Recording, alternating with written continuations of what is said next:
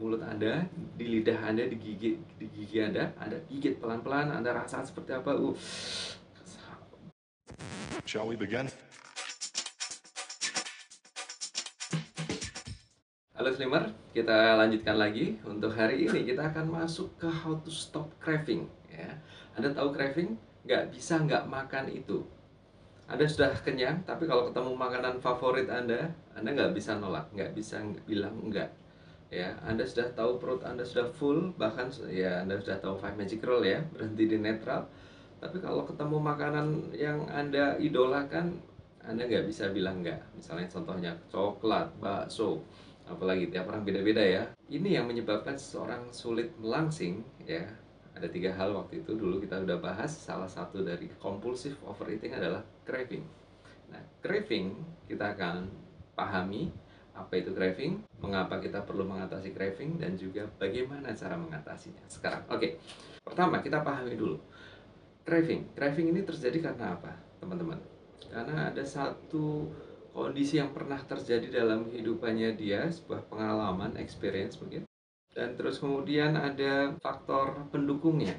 Misalnya contohnya sederhananya begini ya, saya punya klien, beliau dulu waktu masa kecilnya pulang hujan-hujanan, kedinginan, terus pulang ke rumah orang tuanya, mamanya bikinin nasi goreng, mencium wangi aromanya, terus badannya dingin, dapat pegang piring nasi goreng yang masih hangat panas seperti itu, membayangkan ada telur ceplok dan sebagainya, dan orang tuanya mengatakan, mamanya mengatakan, kamu makan nasi goreng ini, badanmu akan terasa hangat dan kamu akan merasa senang setelahnya. Dan apa yang terjadi setelah makan itu? Dia merasakan sesuatu yang berubah dalam dirinya, artinya merasa senang, merasa hangat, merasa terpenuhi, terpuaskan, hingga akhirnya apa? Ketika dia lagi bepergian sama orang tuanya, mampir ke sebuah restoran, nanti orang tuanya bilang, kamu udah makan nasi goreng aja, kamu kan doyan nasi goreng. Akhirnya pesan nasi goreng. Ketika dia kuliah, dia cari makanan paling mudah, oke, nasi goreng, nasi goreng, nasi goreng. Yang dalam pikirannya dia adalah tentang nasi goreng yang pernah dia rasakan di zaman waktu hujan-hujanan itu, yang masa kecilnya itu mamanya yang bikinin atau masakin. Padahal sebenarnya nasi goreng yang beda antara pengalaman ketika mamanya gorengin nasi goreng itu dengan ketika dia sudah kuliah.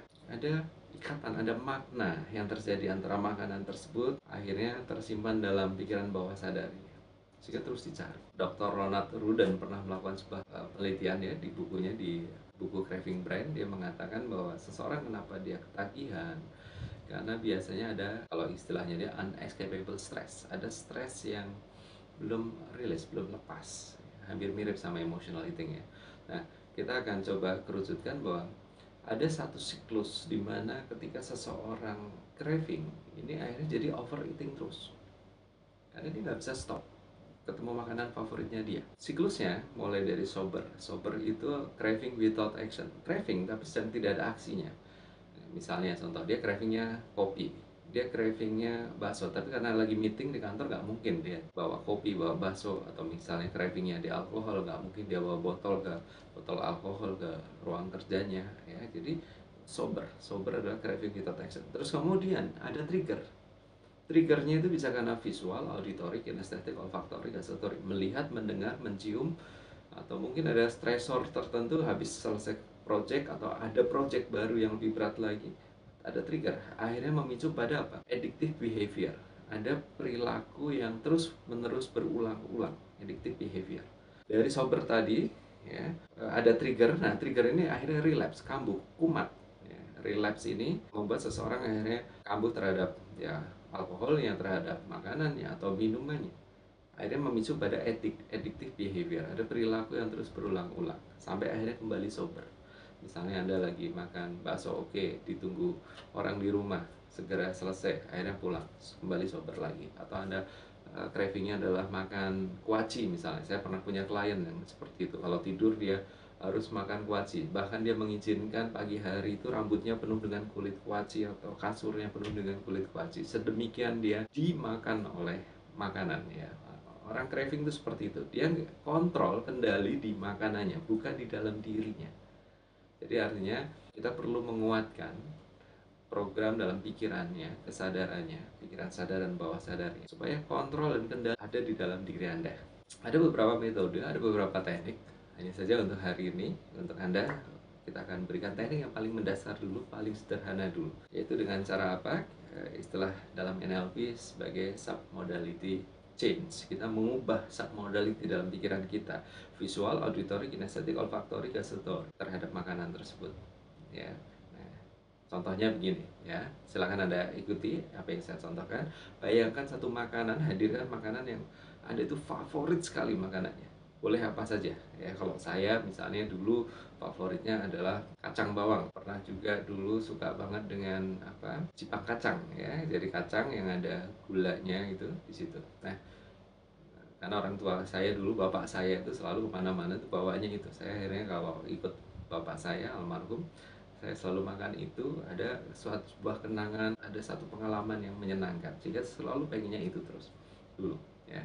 Nah, Anda boleh silahkan bayangkan, hadirkan makanan favorit Anda. Boleh coklat, boleh kopi, boleh cake, atau mungkin ada beberapa orang misalnya mie dan sebagainya ya. Lihat tampilannya, cium aromanya, bayangkan rasanya, teksturnya, suhunya. 1 sampai 10 levelnya berapa kalau hadirkan makanan ini? Oke, beberapa orang mengatakan di atas 8, 9, atau bahkan 10. Ya, preferensinya terhadap apa yang dia lihat, apa yang dia cium, apa yang dia dengar, apa yang dia bayangkan tentang makanan ini, bahkan dengan maknanya di dalamnya. Oke, sudah di tangan kanan ya. Dan sekarang kita di tangan satunya lagi, hadirkan makanan yang menjijikan. Makanan, jangan bukan makanan. Oke, kita kembali ke sini lagi. Ya, tadi saya katakanlah saya hadirkan di sini kacang bawang, oke. Dan kemudian di sini Anda hadirkan apapun yang Anda hadirkan, sesuatu yang menjijikan. Buat saya yang menjijikan adalah apa ya? Saya nggak suka usus. Ya. Ya, kadang suka di bubur ayam ya, suka ada sate usus, kadang suka di beberapa restoran ada oseng usus dan sebagainya. Buat saya usus sesuatu yang menjijikan ya. Dibayar pun saya nggak mau untuk makan usus ya. 1 sampai 10 kalau saya lihat ini bahkan minus ya. Jijik ya. Oke. Nah, sekarang yang kita lakukan sama seperti yang Anda lakukan sekarang. Bayangkan makanan favorit Anda, bayangkan makanan yang menurut Anda menjijikan ya, sangat menjijikan. Kemudian Anda amati drivernya. Drivernya artinya apa? Apa yang membuat jijik? Apakah aromanya? Ya, dengan usus saya aromanya jijik menurut saya. Tiap orang beda-beda ya, tolong hargai. Mungkin ada yang durian nggak suka, ada yang durian suka, tiap orang beda-beda. Nah, sekarang Anda dengan makanan Anda sendiri. Kalau saya dengan usus ini saya contohkan, aromanya menjijikan, tampilannya juga tidak menarik ya. Jadi visual, kemudian olfaktori, aromanya ya, apalagi kalau dalam kondisi yang anyep, dingin gitu. Pembayangan itu di situ tuh mikroba atau bakteri atau apapun tuh mulai ada di dalam, mulai berkembang biak di situ. Saya membayangkan seperti itu. Jadi jijik menurut saya ya. Oke. Dan ini ada tadi kacang bawang. Apa yang saya lakukan? Saya kolaps. Saya gabungkan visual, auditory, kinesthetic, olfactory,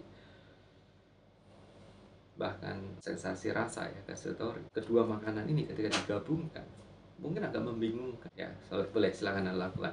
Anda bayangkan di depan Anda ada dua makanan, satu favorit makanan yang menjijikan. Silakan Anda dekatkan kedua piring Anda campurkan, Anda aduk-aduk. Anda aduk-aduk, lihat tampilannya agak membingungkan karena bercampur, aromanya pun bercampur, agak membingungkan buat Anda. Ada aroma ini, ada aroma itu.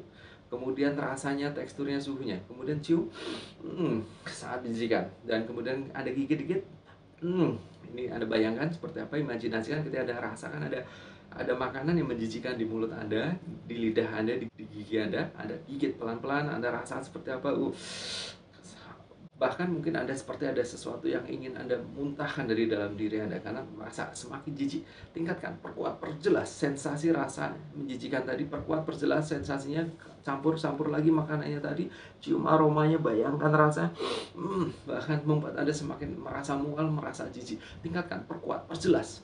Rasakan seperti apa sensasinya ketika Anda ketemu dengan makanan seperti ini. Wow. Dan kapanpun, dimanapun, ketika Anda ketemu makanan ini, sensasi ini Anda bisa merecall kembali. Anda ingat-ingat lagi, kapanpun, dimanapun, dengan siapapun. Sensasi ini Anda bisa rasakan. Dan jadilah tuan rumah untuk pikiran Anda sendiri. Dan inilah cara Anda untuk memberikan kesadaran kepada pikiran Anda. Oke, baik. Ini adalah salah satu strategi untuk how to stop craving. Ya, baik. Nanti kita akan diskusikan di Telegram. Sampai ketemu. Senang mendampingi Anda.